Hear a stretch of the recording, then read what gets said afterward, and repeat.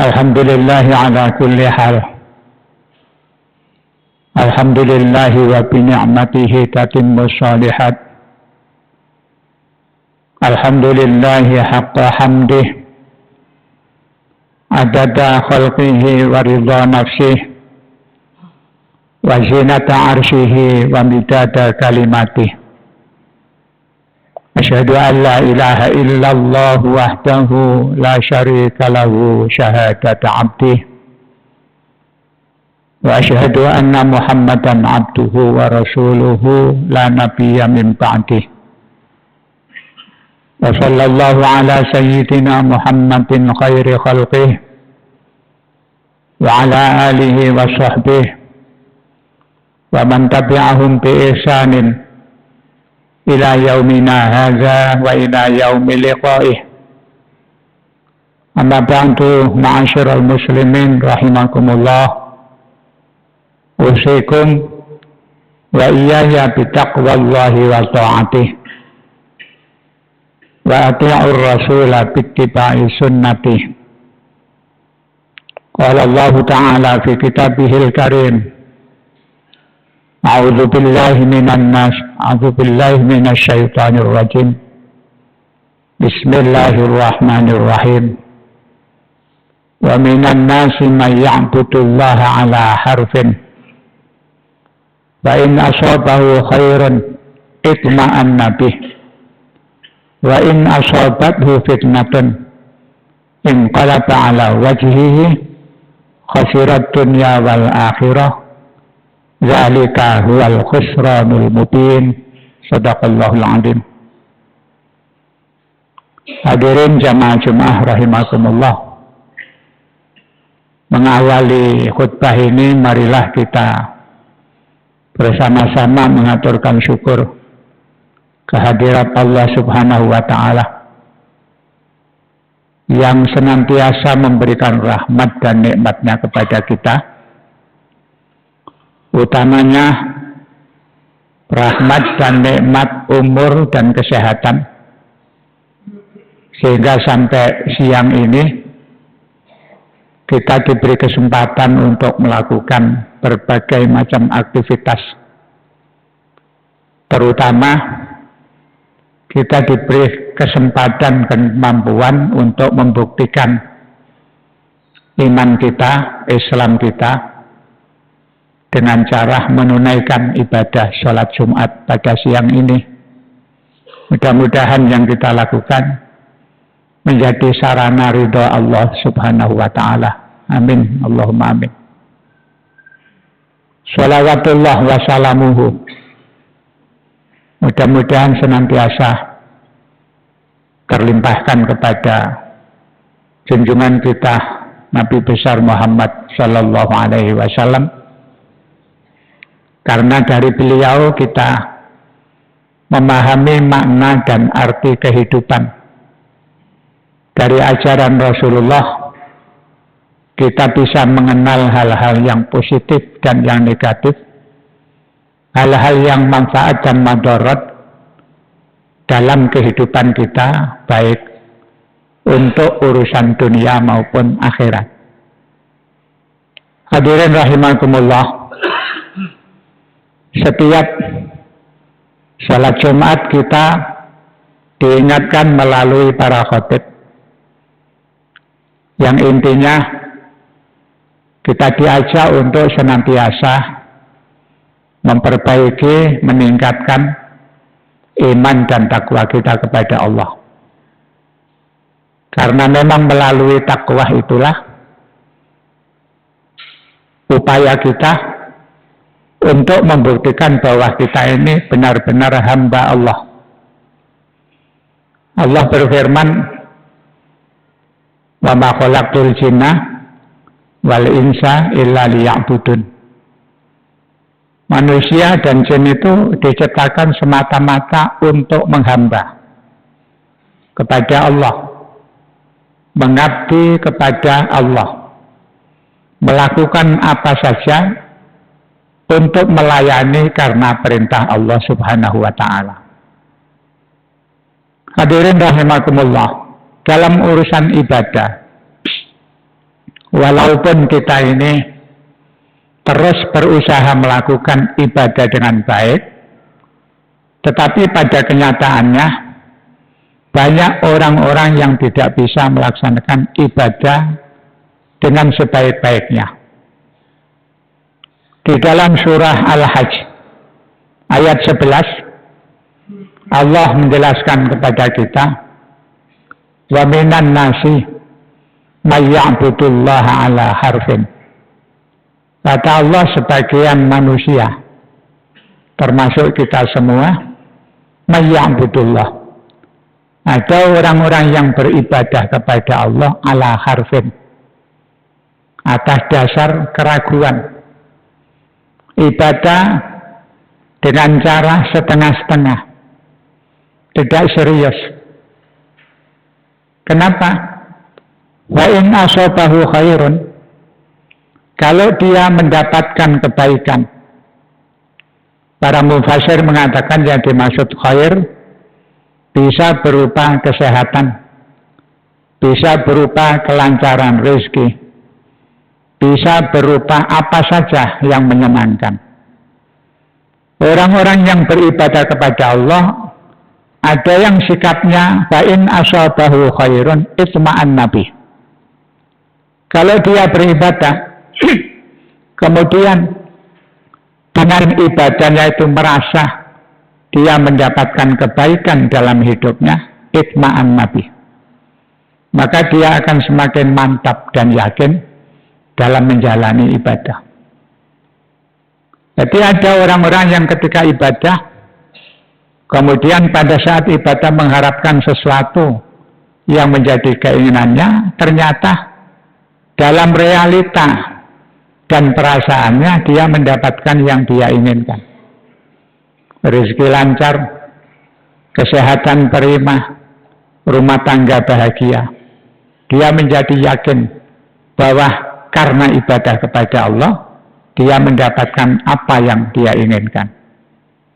Tapi wa in asabathu fitnatun, jika dia mendapatkan kesulitan, bisa sakit, bisa usahanya bangkrut, bisa rezekinya tidak lancar, maka inqalaba ala wajhihi, dia akan berpaling, membalikkan wajahnya, kembali menjadi orang yang tidak konsisten dalam melakukan ibadah.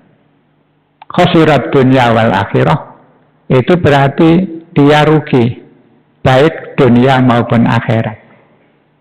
Rugi dunia karena sudah terlanjur tidak konsisten ibadah, ternyata dia tidak akan mendapatkan apa yang dia harapkan. Karena semua urusan duniawi itu sudah ditentukan oleh Allah Subhanahu wa Ta'ala sesuai catatan masing-masing.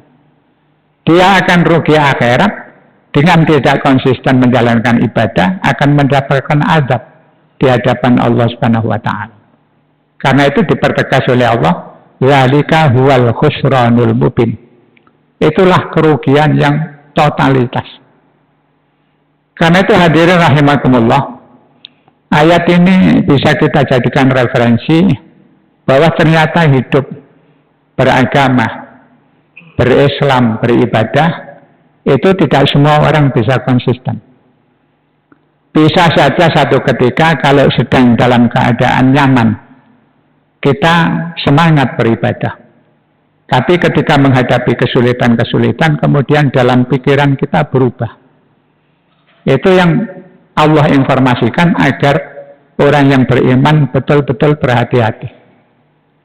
Ayat ini turun diriwayatkan karena satu ketika ada A'rabiyun minal Yahud, orang dari pedesaan yang asalnya beragama Yahudi.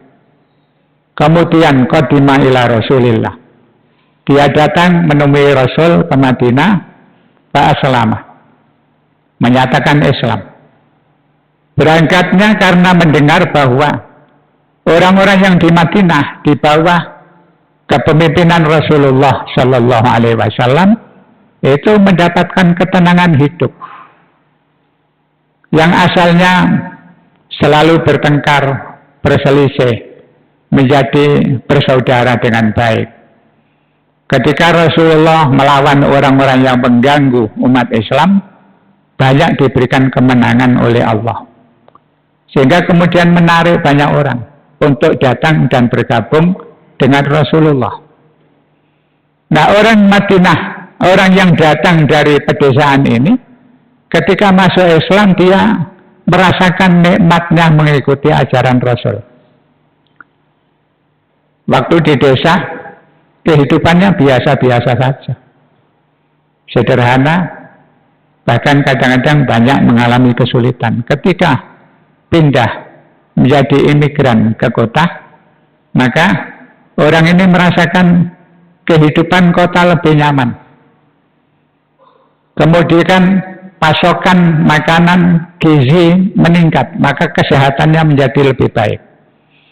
Bahkan istrinya juga diberi Allah melahirkan anak laki-laki.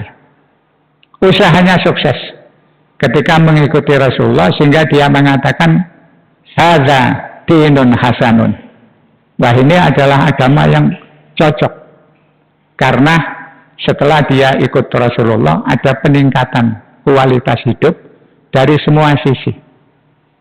Sehingga dia tenang beribadah mengikuti Rasulullah. Tapi satu saat ketika diuji dan dicoba, terutama pada saat perang Uhud, ini Rasulullah kalah. Tidak mendapatkan rampasan, jarahan, sehingga dia merasa ya mendapatkan sesuatu yang tidak diinginkan. Maka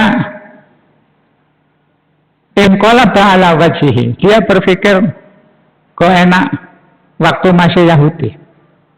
Itulah kemudian ayat ini turun, wa minan nasi may ya'budullaha ala harfin al-ayah. Hadirin rahimakumullah, sikap ini ditengarai sikap yang akan menjerumuskan seseorang menjadi munafik. Bahkan di ayat lain, surat At-Taubah 58, ada ayat yang mirip. Allah menyatakan, wa minhum mayyal mizuka fis shadaqat. Muhammad, di antara orang-orang yang seperti orang itu, ada orang yang selalu menuduh kamu tidak adil, mencelah kamu ketika kamu membagi sedekah.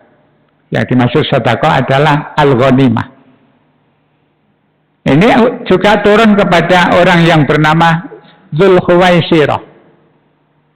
Ketika Rasulullah membagi harta rampasan, kemudian tradisi Rasul itu kalau ada orang yang baru memeluk Islam, dalam rangka memberikan semangat dan apresiasi, maka orang-orang yang baru memeluk Islam itu dikasih lebih banyak. Dzulkhuwaisirah awal-awal ketika masuk Islam juga diperhatikan oleh Rasulullah. Tetapi ketika sudah agak lama dianggap oleh Rasul sudah konsisten imannya, maka bagiannya dikurangi dan dialihkan kepada orang yang baru mu'alaf. Dia protes. Ya'dil ya Rasulullah. Kata Dzulkhuwaisirah ketika melihat bagian tidak sama, dia mengatakan, ya Rasul, hendaklah engkau berbuat adil. Maka secara spontan sebagai manusia, Rasulullah sampai mengucapkan wailaka. Illam adil faman ya'dil. Celaka kamu. Kalau kamu anggap saya tidak adil, siapa lagi yang bisa adil melebihi saya? Faqama Umar bin Al-Khattab. Ketika itu spontan Umar berdiri, wa yasullu sayfahu. Dia menghunus pedangnya kemudian bilang kepada Rasul, "Izin ya Rasulullah, adrib unuqahu." Ya Rasul, izinkan kami untuk memenggal kepalanya. Tapi Rasul bilang, "La, jangan." Ya. Ini sebuah peristiwa ketika orang menghadapi persoalan yang dianggap tidak menguntungkan dirinya, kadang-kadang mempengaruhi perasaan iman dan keyakinannya.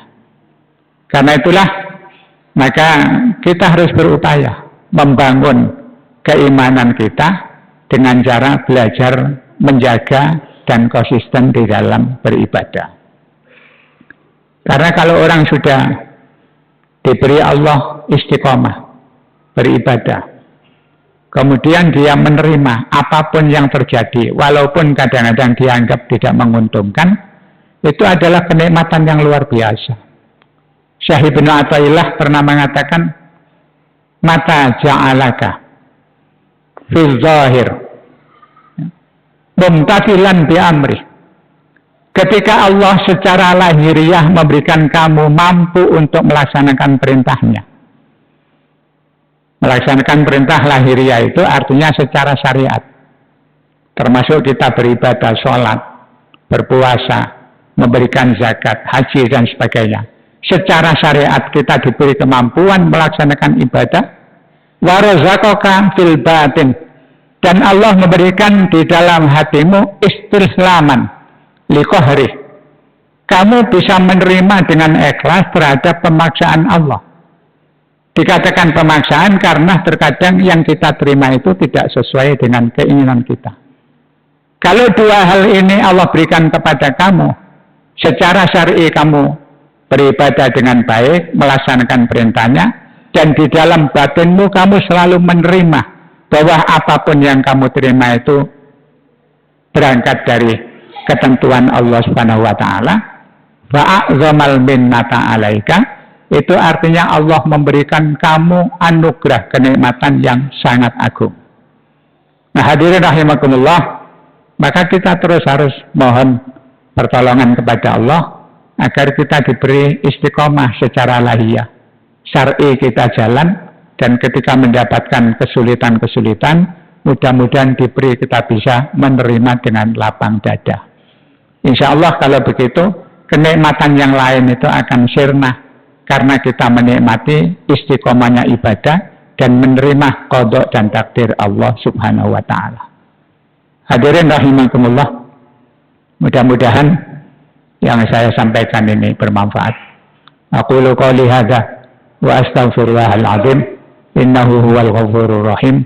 Barakallahu li wa lakum fil Qur'anil azim wa nafa'ani wa iyyakum bima fihi minal ayati wadh-dhikril hakim. Wa taqabbala minni wa minkum tilawatahu innahu huwas samiul alim.